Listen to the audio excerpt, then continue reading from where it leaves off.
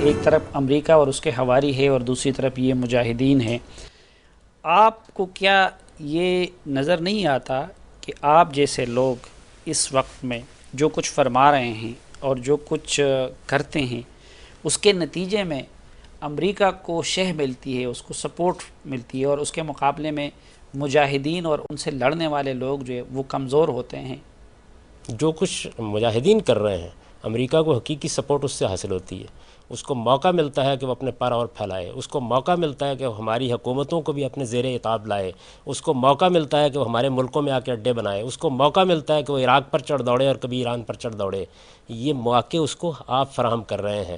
اگر آپ پرامن جد و جہد کا فیصلہ کر لیں، آپ سیاسی مزاحمت کا فیصلہ کر لیں، آپ انتخابات کے میدان میں آئیں، آپ اس کا مقابلہ ان ہتھیاروں سے کریں جو دور جدید نے آپ کو دیے ہیں، تو اس کے نتیجے میں امریکہ پسپائی پر، اخلاقی پسپائی پر عراق مجبور ہو میں تو جائے نہ گا۔ کسی مولوی کی حکومت تھی، نہ کسی مجاہد کی حکومت تھی، وہاں تو بڑا ایک لبرل قسم کا صدام حسین تھا، اس نے امریکہ کی آمد کی راہ ہموار کی، اور اب یہی مجاہدین جو ہے انہی لوگوں کی قربانیوں اور سٹرگل سے جو ہے امریکہ وہاں سے بھاگنے پہ مجبور ہو رہا ہے، کسی دانشور کی تقریروں سے نہیں۔ یہ بات یہ ہے کہ امریکہ آیا بھی اپنے مفادات کے تحت تھا، امریکہ جائے گا بھی اپنے مفادات کے تحت، اس میں یہ سارے عوامل اپنا کام کرتے رہتے ہیں۔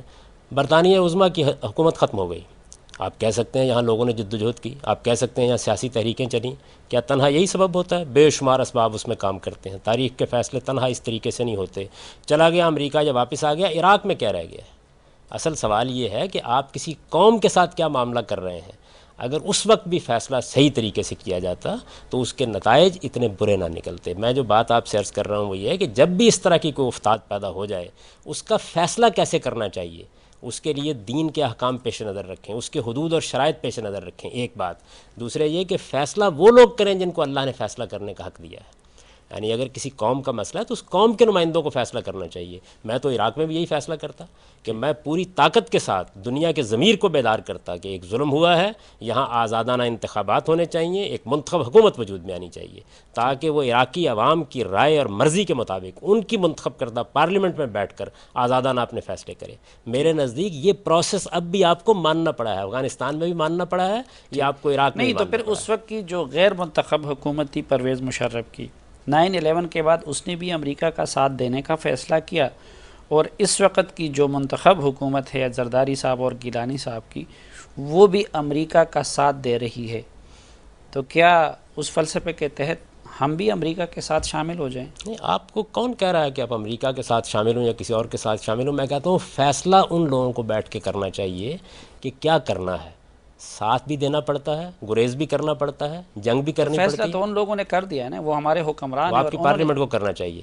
اگر آپ کی پارلیمنٹ نے وہ فیصلہ کیا تھا تو مجھے بتائیے، میں آپ کو اب بھی اطمینان دلاتا ہوں کہ آپ پاکستان کی منتخب پارلیمنٹ کو بھی فیصلہ کرنے کا حق دیں گے تو وہ فیصلے اس سے بہت مختلف تو ہوں گے اب جو کیا آپ چاہتے ہیں، اور اس سے بھی بہت مختلف ہوں گے جو اس سے پہلے ہوتے رہے۔ زرداری صاحب اور گیلانی صاحب کو اس پارلیمنٹ نے منتخب نہیں کیا ہے؟ اب ٹھیک ہے، پھر ان کے فیصلہ کرنے دیجیے، مانیے اس بات کو، وہ قوم کا فیصلہ ہے، ہاں، پھر آپ کو اس پر اعتراض کا کیا حق ہے؟ یہ پوری قوم نے ان کو ووٹ دیے ہیں، منتخب کیا ہے، حکومت قائم کی ہے۔ تو ہم بھی اس جنگ میں امریکہ کے ساتھ کھڑے ہو جائیں؟ ہم سے کیا مراد ہے؟ یعنی آپ کی پوری مسلمان قوم اگر ان کو اپنا اقتدار دیتی ہے اور ان کو ارباب حل و عقد کی حیثیت دیتی ہے تو اس کا مطلب قوم ان کے ساتھ ہے۔ آپ کی حیثیت ایک اقلیت کی ہے، اقلیت کا یہ کام نہیں ہے کہ وہ اکثریت پر اپنے فیصلے مسلط کرے۔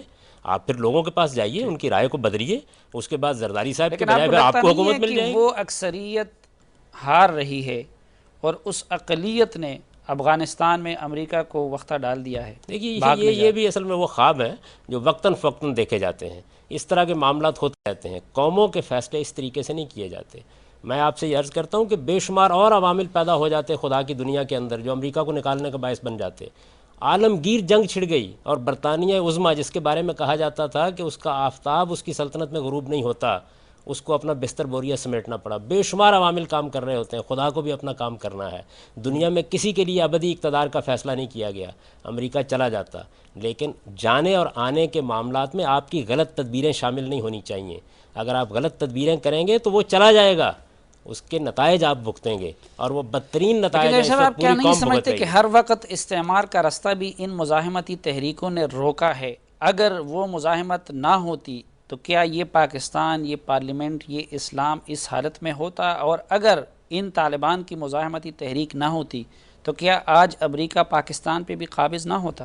امریکہ کو افغانستان میں آنے کی ضرورت نہ ہوتی. ایک آزاد مملکت اگر قائم ہوتی جس میں انتخابات ہوتے، جس انتخابات کے بعد ایک منتخب حکومت ہوتی، اس کا کوئی امکان ہی نہیں تھا. یہ زمانے کو نہ سمجھنے کا نتیجہ ہے. وہ جو حدیث میں کہا گیا ہے نا کہ مسلمانوں کی قیادت کو بصیر بے زمانے ہی ہونا چاہیے، اپنے زمانے کی بصیرت رکھنی چاہیے. موجودہ زمانے کے اندر کچھ تبدیلیاں آئی ہیں. جمہوریت کو بطور ایک قدر کے تسلیم کیا گیا ہے، قومی ریاستوں کو بطور ایک حقیقت کے تسلیم کیا گیا ہے. آپ نے اس کو سمجھنے کی کوشش نہیں کی. تو فلسطین میں تو انتخابات ہوتے ہیں، ان کو کیوں آزادی نہ ملی؟ فلسطین کے اندر جو ظلم ہوا ہے، جس طریقے سے اسرائیل کا ناسور مسلط کیا گیا ہے، وہ اپنی جگہ ایک حادثہ تھا. اس کا بھی کیا علاج تھا؟ اس کا علاج بھی یہی تھا کہ فلسطینی قوم حقائق کا ادراک کرتی، اس کے مطابق معاملہ کرتی، اور اگر وہ نہیں کر سکے تھے تو گرد و پیش کی حکومتیں کرتیں.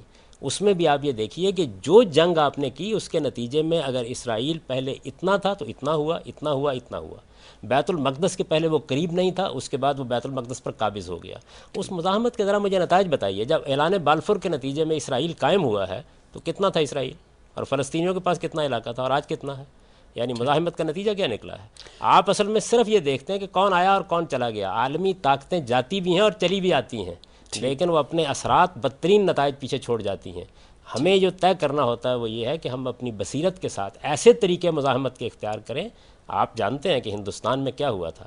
مہاتما گاندھی نے، قائد اعظم نے نان وائلنس کے طریقے کے اوپر جد و جہد کا طریقہ اختیار کیا.